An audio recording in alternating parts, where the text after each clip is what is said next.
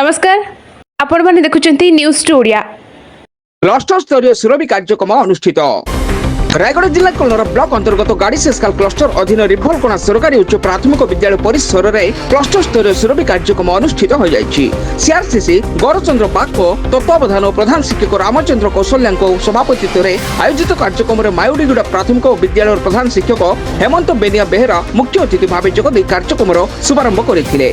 आयोजित कार्यक्रम में क्लस्टर 15 गोटी विद्यालय शताधिक छात्र छात्री अंशग्रहण करथिबा बेले श्रुत लिखन क्विज वक्तृता संगीत चित्रांकन वितर्क आदि प्रतियोगिता करा जायथिला।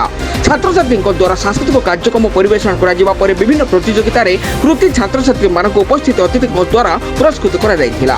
छात्र छात्री मनोबल को दृढ़ करबा सह पिलांको विकसित पिलांको लुकायित प्रतिभा को सर्वसम्मुखें प्रकाश करबा एभली कार्यक्रम सहायक होइथाय बोली उपस्थित अतिथिगण मत व्यक्त करथिले।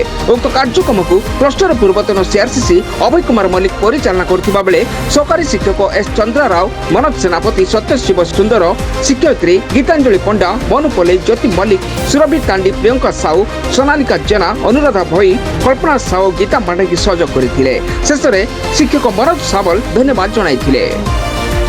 Bureau report news 2 Odia.